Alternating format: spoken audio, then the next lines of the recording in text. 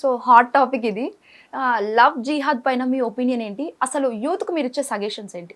Opinion ఏముంది, bad opinion. Okay. అది ఏ యాంగిల్లో అది మంచిది, అది హ్మ్. అది మనకి సంబంధం లేనిది అసలు. హ్మ్. కాకపోతే అది మోసాలు చేస్తున్నారు. ఆ లవ్ జిహాద్ పేరుతో మోసాలు చేసి, అంటే వీళ్ళు లవ్ అనుకుంటున్నారు, వాళ్ళు జిహాద్ అనుకుంటున్నారు. ఓకే. అది ఆ పేరుతో దించుతున్నారు, ప్రేమ పేరుతో. వాళ్ళ మక్సద్ ఏంటంటే అదే, హ్మ్. ఆడపిల్లల్ని ఇది చేయటం. హ్మ్. అయితే అది వాళ్ళ ద్వారా పిల్లల్ని కనిపించటం ఇలాంటివి కూడా చేశారనేది విన్నాం మనం. హ్మ్. మన ఆడపిల్లలకే బుద్ధి లేదు, వీళ్ళకి ఓకే. ప్రేమ పేరుతో ఎవరిని ప్రేమిస్తున్నాము. ఇప్పుడు మన మన ఎవరి దాంట్లో వాళ్ళు చూసుకోవాలి. ఇప్పుడు మామూలుగా మనం లవ్స్ అని వింటున్నాం. హ్మ్. ఈ లవ్వుల్లో కూడా ఫెయిల్ అవుతున్నారు వీళ్ళు ఇక్కడ మన వాళ్ళతోటే. హ్మ్.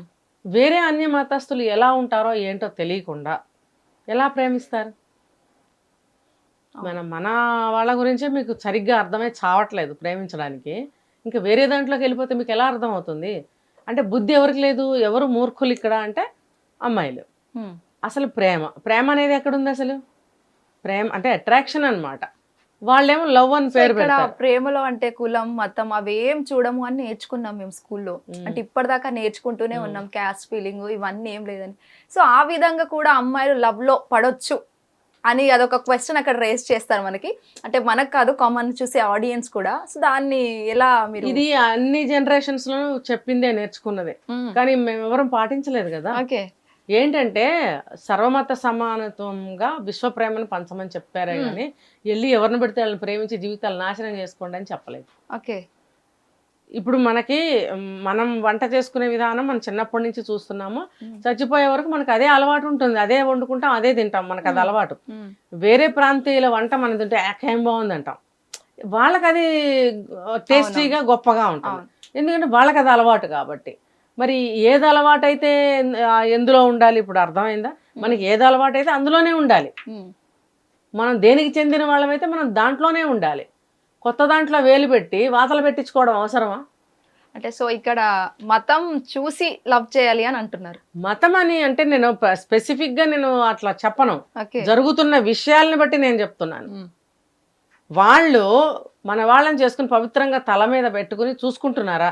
ఇప్పుడు మనం అక్కడ కీర్తి అనే ఒక తెలుగు అమ్మాయిని, ఇప్పుడు జరుగుతుంది వైరల్ అవుతున్న విషయం, ఆ అమ్మాయి గురించి మాట్లాడుకుందాం.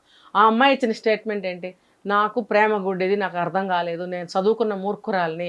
ఏ అమ్మాయి ఈ పని చేయకండి, ముస్లిమ్స్ని అసలు ప్రేమించకండి, ఓకే. నన్ను చూసి నేర్చుకోండి అని గట్టిగా వాదించి మరీ చెప్తుంటాను. హ్మ్. ఇంకా అంతకంటే వేరే స్టేట్మెంట్ ఇంకా మనం మనం ఇచ్చినా కూడా తక్కువే. హ్మ్. అంటే తను ఎంత ఫెటప్ అయిపోయింది, ఎంత మోసపోయింది, ఎంత దుఃఖపడింది, ఎంత నష్టపోయింది, హ్మ్. ఎంత వ్యాకులత, ఎంత బాధపడుతుందో తనకే తెలుసు. హ్మ్. అందులో నుంచి వచ్చిన బాధతో వచ్చినటువంటి మాటలు అవి. మరి అవి విన్న ఏ అమ్మాయి అయినా సరే తెలుసుకోవాలి కదా. ఇప్పుడు మన దాంట్లో చూసుకోవాలి ఏదైనా, ఎందుకంటే సెట్ అవ్వదు. ఎవరి గొప్పతనం వాళ్ళది, వాళ్ళకి గొప్ప, మనది మనకి గొప్ప అయినప్పుడు నీ గొప్పలో నువ్వే ఉండు, నా గొప్పలో నేనే ఉంటా. అట్లీస్ట్ ఇదన్నా అనుకోండి, మనది అవతల వాళ్ళకి ఎప్పుడు గొప్ప కాదు. హ్మ్. అలాంటప్పుడు మన గొప్పలో మనమే ఉందాం, వాళ్ళ గొప్పలో వాళ్ళే ఉంటారు. ఎందుకు ట్రాక్లో పడాలి? అది సెట్ అవ్వదు, అవ్వనే అవ్వదు. ఒక వరలో రెండు కత్తులు ఎముడుతాయా? రెండు మతస్థులు కలిసి ఒక జీవితాన్ని ప్రయాణించలేరు. ఆ జర్నీ చాలా కష్టతరంగా ఉంటుంది, లైఫ్ లాంగ్ నడుస్తుందని గ్యారంటీస్ కూడా ఉండవు. కాబట్టి కీర్తి అనే అమ్మాయి ఏదైతే చెప్పిందో అది కరెక్ట్ స్టేట్మెంట్. నేను చదువుకున్న మూర్ఖురాలిని అంటే నాకు ఎంత గుండె పిండినట్టు అయింది. అమ్మ నువ్వు ఇంత చదువుకున్నావు, చిన్నపిల్లవి కూడా కాదు, ఎలా పడ్డావు నువ్వు అందులో?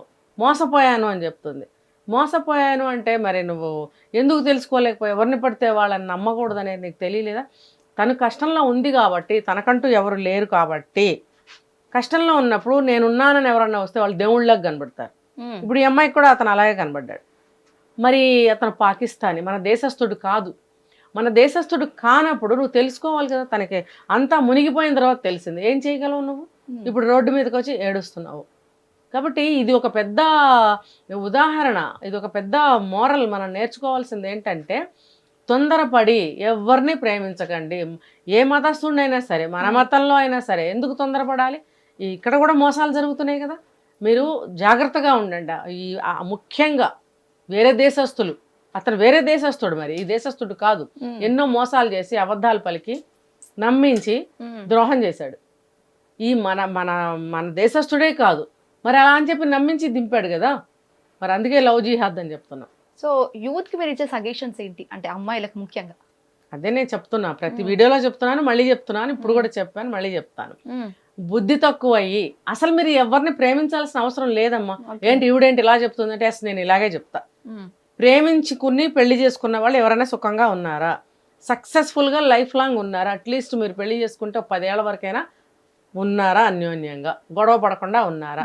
ఎందుకంటే ప్రేమించి పెళ్లి చేసుకుంటే మేము గొడవలు రావు, మేము బాగా అర్థం చేసుకుంటాము, బాగా అర్థం చేసుకున్న తర్వాత పెళ్లి చేసుకున్నాం కాబట్టి మా లైఫ్ చాలా బాగుంటుంది అని కదా తల్లిదండ్రులను ఎదిరించి పెళ్లి చేసుకుంటారు. మరి 10 సంవత్సరాలు ఉన్నారు ఎవరన్నా? మీరే చూసుకోండి. అందుకని నేను ఏం చెప్తున్నానంటే, మరి అలాంటప్పుడు అమ్మా నాన్న చూసిన అబ్బాయిలు కూడా మోసం చేస్తున్నారు కదా అని అంటే, అవును, అది కూడా మీరు చూసుకోండి, ఇది కూడా మీరు చూసుకోండి. జాగ్రత్తగా అన్ని విషయాలు తెలుసుకుని ఆలోచించుకుని అడుగు ముందుకు వేయండి అని చెప్తున్నాను. ఇంకొకటి, ఎవరితోనైనా సరే మనం అడ్జస్ట్ చేసుకోలేనప్పుడు అమ్మా నాన్న చూశారని కాదు, నువ్వు చూసుకున్నావని కాదు, మనం ఉండలేం. మన ఇక్కడ ఉంది అది. మన ఆలోచనలో మార్పు రావాలి, మన ఆలోచనలో సరిగ్గా ఉండాలి. లేనప్పుడు మనకి ఎవ్వరు సరిపడరు, ఎవ్వరు గిట్టరు. ఎవరిని చూసినా వీడేంటి నాకు అనుకూలంగా లేడు, వీడేంటి నా కాళ్ళు ఒత్తట్లేదు, వీడేంటి నా కొంగు పట్టుకుని తిరగట్లేదు అని నువ్వు డే 1 నుంచి ఆలోచిస్తావు. పెళ్ళవగానే నిన్నటి వరకు లవ్ చేసుకున్నావు, వాడికి కాళ్ళు ఒత్తుంటావు నిన్నటి వరకు. పెళ్ళైన దగ్గర నుంచి నీ ఎక్స్పెక్టేషన్స్ మారిపోతాయి. నా చుట్టూ తిరగడేంటి, లేకపోతే నేను అడిగిందల్లా ఇవ్వడేంటి, నేను ఈ క్షణంలో అక్కడికి ఎగరాలంటే నన్ను తీసుకెళ్ళి ఎగిరేలాగా చేయడేంటి, భుజాల మీద పెట్టుకుని ఎగురుకుంటా తీసుకెళ్ళడేంటి అంటే ఇంతంత గ్రేట్ ఎక్స్పెక్టేషన్స్ ఎందుకు ఉండాలని నేను అంటున్నా. పెళ్లి చేసుకున్న తర్వాత అరేంజ్డ్ అయినా లవ్ అయినా సంసారం అనేది వస్తుంది. తర్వాత మీరు కావాలనుకుంటే పిల్లలు పుడతారు. ఇదంతా సర్వసాధారణం, ఇది ఒక లైఫ్ సైకిల్, న్యాచురల్ సిస్టమ్ ఇది. మరి ఈ రెండిట్లోనూ అదే ఉన్నప్పుడు మీరు ఆ అడ్జస్ట్మెంట్కి ఆ సర్కిల్లోకి ఎందుకు రాలేకపోతున్నారు? లవ్ చేసుకుంటే నేను ఇంతంత గోచీలు పెట్టుకుంటాను, ఇంతంత నిక్కర్లు వేసుకుంటాను, కాలుతో మొగుడు దంతాను, మరి వాడి భుజం మీద చేసి రోడ్డు మీద నడుస్తాను అని అంటే, ఇంతంత నిక్కర్లు వేసుకుని మొగుళ్ళ మీద భుజాల మీద చేతులు వేసుకుని అర్ధరాత్రి నడిస్తే నీ మొగుడు నీ పక్కన ఉంటాడు చూడ్డో, నీ ఎదురుగుండా వచ్చేవాడు, నీ వెనక నుంచి వచ్చేవాడు నీ ఇంతంత చూస్తాడు నిక్కర్లు. మరి లవ్ అంటే ఇదేని అనుకుంటున్నారు. నేను ఎలా ఉన్నా సరే నా మొగుడు ఊరుకుంటాడు, ఊరుకోవాలి, లవ్ లో ఊరుకుంటారు అనే పెద్ద గుడ్డి అభిప్రాయం.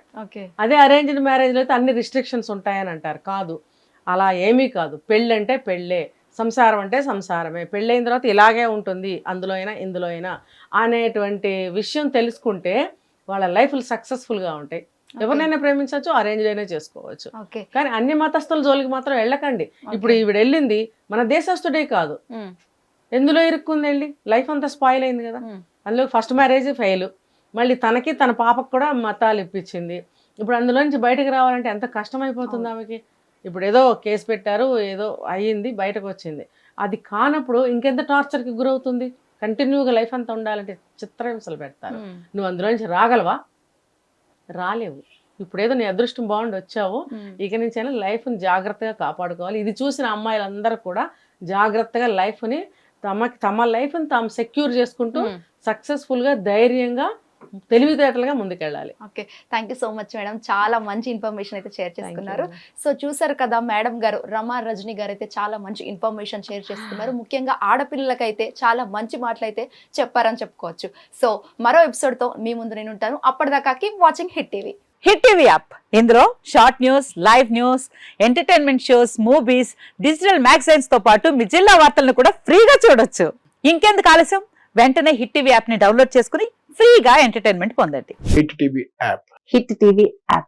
Please download hit TV app. Hit TV app ని ఫ్రీగా డౌన్లోడ్ చేసుకొని ఎంజాయ్ చేయండి. మీకు నచ్చిన ఎంటర్టైన్మెంట్ కోసం హిట్ టీవీ యాప్ ని ఫ్రీగా డౌన్లోడ్ చేసుకొని ఎంజాయ్ చేయండి. హిట్ టీవీ యాప్ ని డౌన్లోడ్ చేసుకుని ఆస్వాదించండి, ఆశీర్వదించండి. ఇంతమంది సెలబ్రిటీలు హిట్ టీవీ యాప్ ని డౌన్లోడ్ చేసుకోండి అని చెప్తున్నారంటే ఎంత మంచి యాప్ ఆలోచించండి.